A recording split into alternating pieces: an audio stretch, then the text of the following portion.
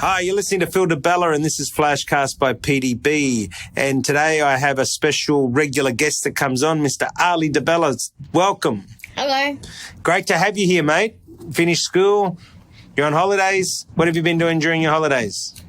Packing coffee. He's joined the coffee commune team and he sees where it all gets started. And one of the things I love about the commune is that when I started DeBella Coffee, obviously the kids weren't born. And now with our new business, the Coffee Commune, which launches March 2021 to the public, the kids are well and truly born. They're well advanced and they can see and learn all the aspects of business. So tell me, what have you been doing here as work experience, Arlee?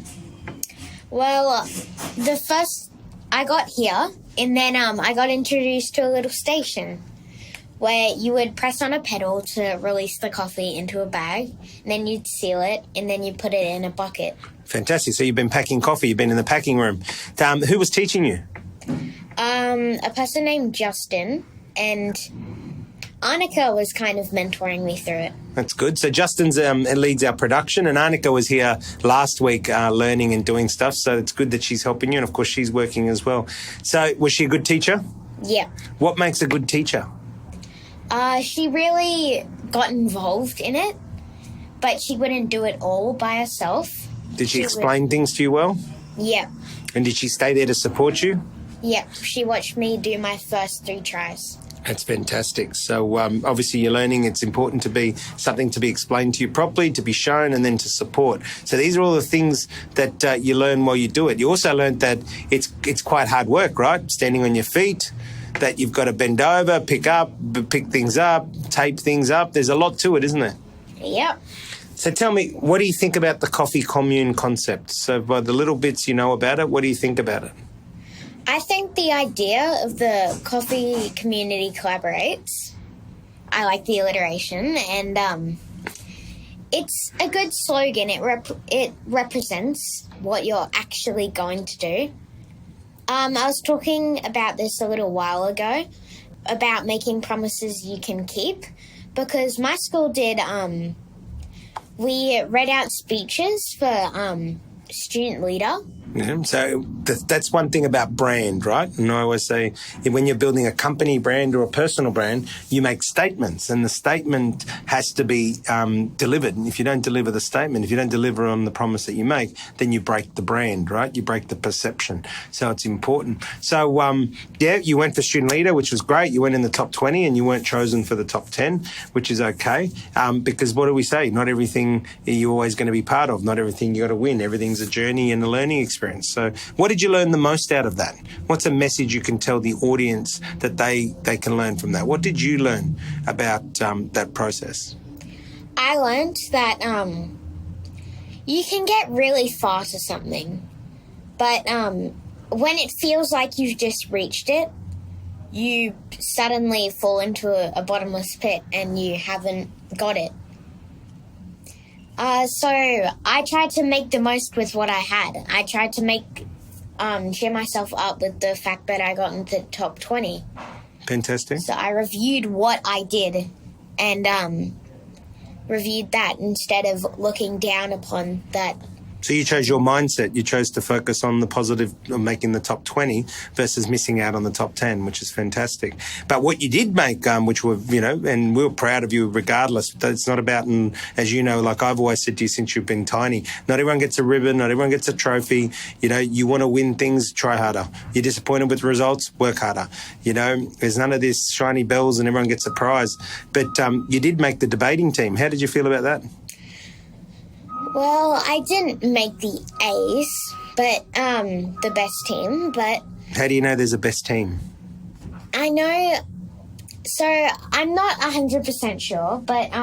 So you're assuming. And what was my logic behind that? One, it's great that you made the 8 because there were 70 children that tried. Out of 70, they only chose 8 and you're one of them. So regardless where you are, that's an amazing achievement. So is the achievement of the 70 children that got up in front of people and spoke. True? Yeah. However, if it was A's and B's, why don't they call it 6A and 6B like they do in the soccer team? Well, it's just the debating standard. You sure? Or you're assuming? I'm sure about that. You just said before you're not sure. You said you're assuming. Sometimes it's 6.1s just mean both teams. So have you asked anybody about this, if it's a concern to you? No. Well, maybe you should, right? If it's a concern. Is it a concern for you? Or are you happy that you made the team? That's the only reason I haven't asked someone. Because I'm not that mad that I'm not in the what could be A's. Interesting, isn't it? The perception of how we look at things.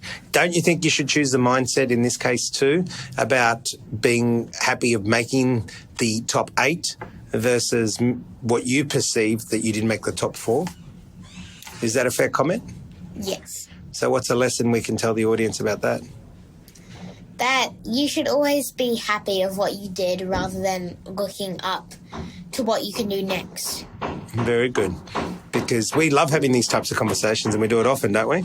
We keep it real. We have adult conversations, and, you know, we talk about what? Today being better than yesterday, I'd say. But let's get back to it. What'd you learn at work? I learned that it's not just a cup of coffee. It's a lot of people right now in the background, you might have heard, working on the coffee commune. It's not just a building. It's a bunch of construction. It's a bunch of blueprints. It's a lot of tools. It's a lot of materials. There's a lot of people. There's a lot that goes on than what meets the eye. In March, obviously, because you said it before, it'll just look like an establishment. All the customers will see is the cafe. They'll go into the cafe, they'll have their coffee, they'll pay, they'll leave. Hopefully they'll pay. Yeah, hopefully. And, but we're in the office right now. Most customers wouldn't see this. They just see the cafe and go have a coffee. So the lesson, there's a lot to be done. There's a lot that gets done. When you see something, there's a lot that's gone into it and behind the scenes, correct? Yep. Are you proud to be part of it? I'm proud to be the son of the person who's doing this. And what are you going to do? You're going to come and work here, aren't you? Hopefully take over. I don't mean that in a threatening way. Well, you got to learn the ropes. You got to start from the bottom. You know, part of what you've been doing this week, packing coffee, seeing what happens, see the construction. You know, you've heard some of my meetings. I've introduced you to some of the people that I've met with. Right? What did you get to do yesterday that was super cool? Dominoes. What did you do yesterday at Domino's? Well, I don't want to act spoiled, but we went into Domino's lab and we designed our own pizzas in the Love Lab, which they call it the Love Lab because they taste test and they design new pizzas, and we got to make our own pizzas using the Domino's way. Did you see how clean it was, how professional it was, how lovely the people were? Obviously, it's Don. Don's a very laid back, but very He's a very smart man, isn't he? He's smart, sweet. Yeah, and down to earth. Mm-hmm. Right, and he's very talented, and he's very good with his people, because you could see how good the people were. And what pizza did you make? I made mostly a chicken pizza, I'd say. Yeah, and Dad made his favourite chicken, chili, pineapple, Spanish onion, and mushroom. No surprise that Don liked yours the best. Why is that? Probably it looked a lot better, I'd say. Dad had a lot of experience making pizza, son. At 14, I was learning how to wash dishes, and 15, I was making pizza. So, and you're 10, about to turn 11. You're learning now. You're going to be even better than me. Hopefully. Yeah, you be the best you can be. You know, you can achieve anything you want to achieve if that's what you want to do. What are you looking forward to in 2021?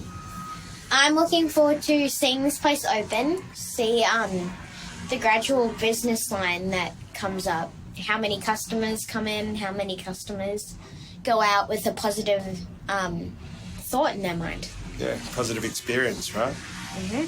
That's good. And holidays? What do you think about holidays this year? First time in 13 years, first time since you've been born that we haven't been on a plane overseas. Yes, it's we're going away, but we're not going overseas, over to another country. Very weird experience. Are you looking forward to it? Usually I'm on a schedule in the holidays, and yes, I am looking forward to it. I've actually been wanting to have a holiday that, of course, we go somewhere, but because I don't want to be cooped up in my room, but just more chillaxed holiday than... More chillaxed. Noosa, Newcastle, Hamilton Island. It's going to be cool. Yep. All right, my friend. Love you heaps. I love you too, and I have to go back to packing coffee. Yes, it's time for you to go back to packing coffee. You're 9 minutes late. Oops. Thanks for being on the show. This has been Arlee DeBella and Phil DeBella, and we are the DeBellas. And this is FlashCast by Phil PDB. Sorry, FlashCast by PDB. Till next time, go be the best you can be.